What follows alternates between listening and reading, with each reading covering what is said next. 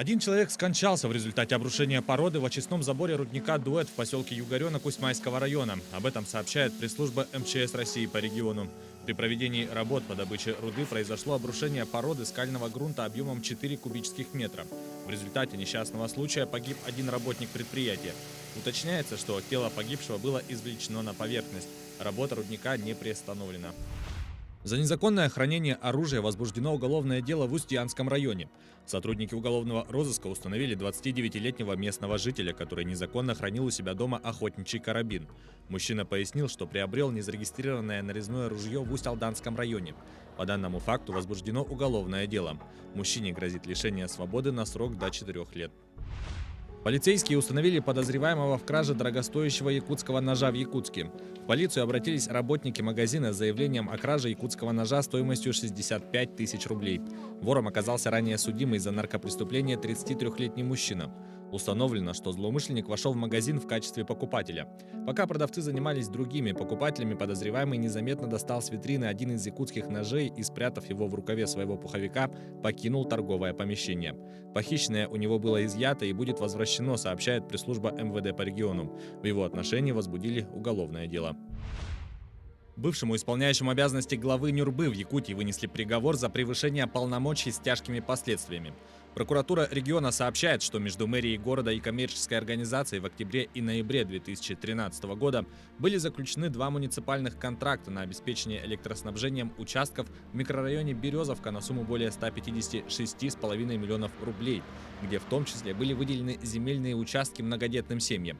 Замглавы Нюрбы во время исполнения обязанностей мэра, зная о невыполненных работах, договорился с руководителем коммерческой организации и подписал фиктивные акты приемки. На основании подписанных документов из бюджета города организации перечислены денежные средства по 2 муниципальным контрактам в полном объеме. При этом общая сумма невыполненных по ним работ составила свыше 5 миллионов 673 тысяч рублей. По результатам рассмотрения уголовного дела суд с учетом мнения государственного обвинителя приговорил бывшего исполняющего обязанности главы МОК город Нюрба к 3 годам 6 месяцам лишения свободы условно с испытательным сроком на 2 года с лишением права занимать должности, связанные с функциями представителя власти на государственной службе и в органах местного самоуправления на 2 года. Руководителю коммерческой организации назначено наказание в виде лишения свободы сроком на 3 года условно с испытательным сроком 2 года. Кроме того, судом удовлетворен иск о взыскании с осужденных ущерба, причиненного бюджету в размере более 5 миллионов 673 тысяч рублей. Приговор суда не вступил в законную силу и может быть обжалован сторонами. В Нерюнгри мужчина признан виновным в убийстве товарища. Об этом сообщает Следственный комитет Якутии. 22 августа этого года в квартире в Нерюнгри после совместной пьянки между подсудимым и его 29-летним земляком возник конфликт. Поводом стали денежные вопросы.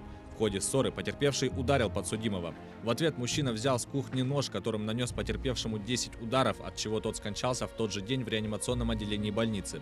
После этого он выпрыгнул из окна квартиры, при этом он повредил ногу и получил травму позвоночника. Однако направился в сторону железнодорожного вокзала, откуда на попутном транспорте добрался до поселка Беркакит. Через непродолжительное время в ходе оперативно-розыскных мероприятий мужчина был задержан оперативными сотрудниками уголовного розыска и доставлен к следователю. На допросе он сообщил, что с потерпевшим у него и ранее были неприязненные отношения из-за его агрессивного нрава. Вместе с тем вину в совершенном преступлении он признал и сообщил все обстоятельства произошедшего. Суд счел собранные доводы следствия достаточными и вынес обвинительный приговор. Подсудимый осужден к 7 годам лишения свободы с отбыванием наказания в исправительной колонии строгого режима. По меньшей мере 2 человека погибли и несколько получили ранения во вторник в городе Трир на западе Германии, после того, как злоумышленник на темно-сером рейндж-ровере протаранил толпу пешеходов. Водителя автомобиля задержали. Нам удалось остановить машину на улице Кристофштрассе, которая находится в конце пешеходной зоны. Водитель – 51-летний мужчина, гражданин Германии, местный житель. На место происшествия оперативно прибыли полицейские и спасатели. Мотивы злоумышленника пока что неизвестны. Он арестован и сейчас его допрашивают. Полицейские утверждают, что преступник действовал в одиночку и на данный момент опасности больше нет. Тем не менее, местных жителей попросили не посещать центральную часть города, а также забрать детей из школ и детских садов пораньше.